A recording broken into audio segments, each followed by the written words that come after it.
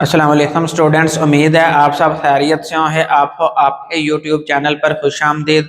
आज है इस वीडियो लेक्चर है अंदर हम impact of climate change on biodiversity पढ़े हैं।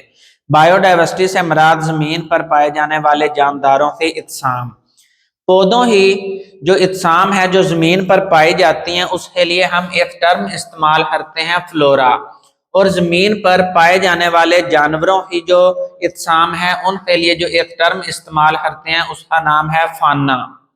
जब किसी एरिया के अंदर अब हवा में तब्दीली आती है तो वहां पर बायोडाइवर्सिटी ऑफ प्लांट्स और बायोडाइवर्सिटी ऑफ एनिमल्स पर असर पड़ता है।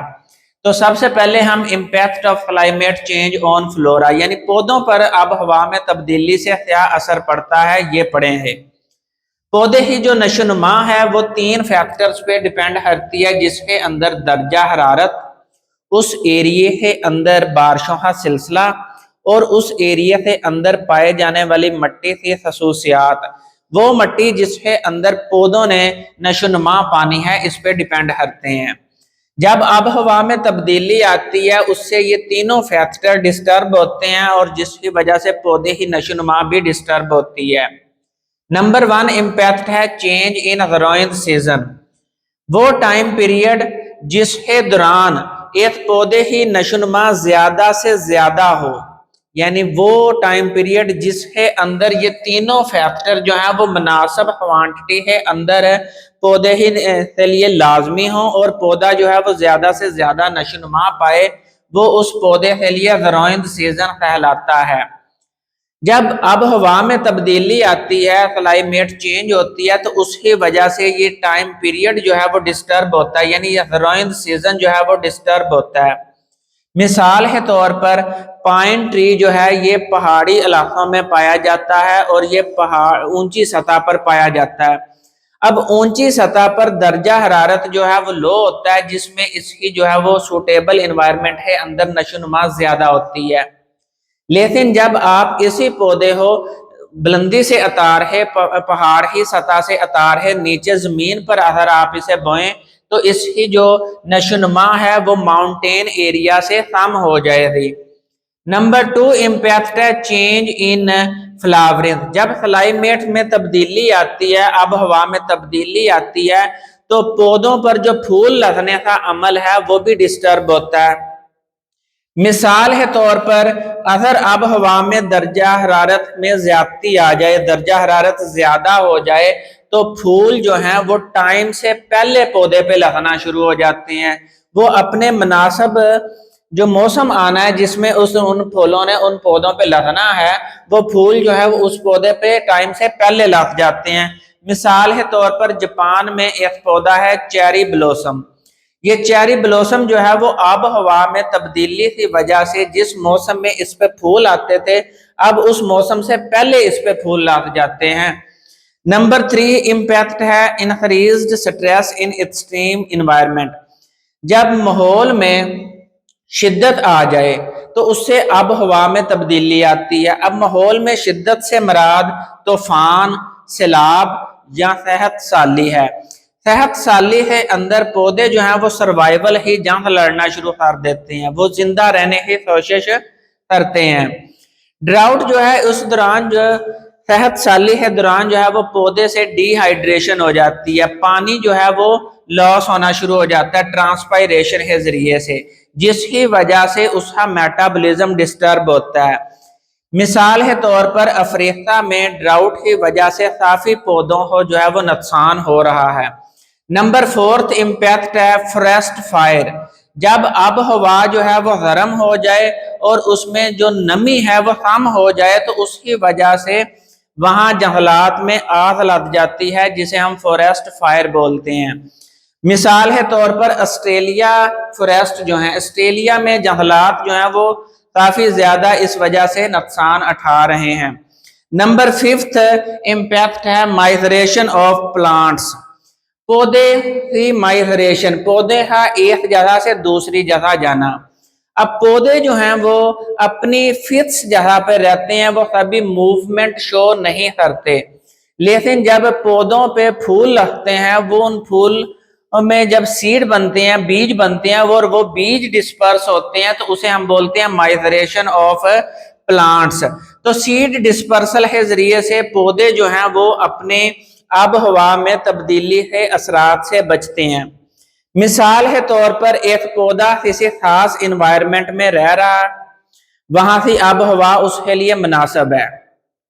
जैसे ही आब हवा में तब्दीली आती है तो उस पौधे पे जो सीड्स लगते हैं, वो सीड जो है वो हवा के जरिए से, पानी के जरिए से, जानवरों के जरिए से किसी ऐसे एरिया की तरफ माइग्रेशन जो है वो डिस्पर्सल हो जाती है, माइग्रेशन हो जाती है, और वहां पर किसी नए एरिया के अंदर जब उन्हें सूटेबल इन्वायरमेंट मिलता है तो वहां पर वो ग्रो करना शुरू कर देते हैं, और वहां पर वो एज ए इन्वेसिव स्पीशीज के तौर पर चले जाते हैं। तो इस तरह ये आब हवा जो है वो अपने नया एरिया और आब हवा जो है वो उस हिसाब से अडाप्ट कर लेते हैं। Impact of climate change on फाना, जानवरों पर आब हवा में तब्दीली से क्या असरात पड़ते हैं। नंबर 1 है लॉस ऑफ हैबिटेट। हैबिटेट से मराद जानदार है रहने की जगह, उसे हम हैबिटेट का नाम देते हैं। मिसाल के तौर पर पोलर बियर जो है वो कोल्ड रीजन का एनिमल है, यानी ठंडे इलाकों में पाया जाता है। इसका जो हैबिटेट है ये जो समंदर पे बर्फ जमती है उस बर्फ के ऊपर ये रहता है। अब उस बर्फ के अंदर जो है वो सुराख होते हैं और वहां से सील्स जब ऊपर मुंह निकालती हैं तो ये उन्हें हंट कर लेता है, शिकार कर लेता है। इस तरह ये अपने फूड ही जो रिक्वायरमेंट है वो पूरी कर लेता है। लेकिन जैसे जैसे टेम्परेचर में इजाफा हो रहा है, क्लाइमेट तब्दील हो रही है, तो वो जो समंदर है ऊपर बर्फ है वो पिघल रही है, जिसकी वजह से इसका हैबिटेट जो है वो खत्म हो रहा है, और जिसकी वजह से वो सील्स का ये शिकार नहीं कर पा रहा, और जिसकी वजह से इसका जो है वो फूड डेफिशिएंसी की वजह से ये एक्सटिंक्शन की तरफ जा रहा है। Number 2 impact shifting of habitat. जब किसी एरिया के अंदर रहने वाले जानदारों के लिए वो आब हवा जो है वो मुनासिब ना रहे, तो वो जानदार जो है वो उस एरिया को छोड़ के किसी और एरिया की तरफ जो है वो मूव करते हैं। इसे हम नाम देते हैं, ये शिफ्टिंग ऑफ हैबिटेट है। न्यू सूटेबल क्लाइमेट की तलाश में ये किसी और एरिया की तरफ जो है वो चलते हैं, मूव करते हैं। For example migration of bird species in Europe. जब यूरोप के अंदर ठंड पड़ती है तो ये जो जानवर हैं, बर्ड स्पीशीज हैं, परिंदे जो हैं वो नॉर्थ रीजन की तरफ जो है वो मूव करना शुरू कर देते हैं। इसके अलावा सर्दियों के अंदर काफी, जब सर्दियां खत्म होती हैं तो काफी परिंदे जो हैं वो वार्म प्लेसेस की तरफ मूव करते हैं। नंबर 3 इम्पैक्ट है फूड चेन डिसरप्शन। अब ऑर्गेनिज्म जो है, कोई भी ऑर्गेनिज्म है वो या तो पौधे पे डिपेंड करता है या फिर वो किसी और एनिमल पे डिपेंड करता है अपनी खुराक के लिए।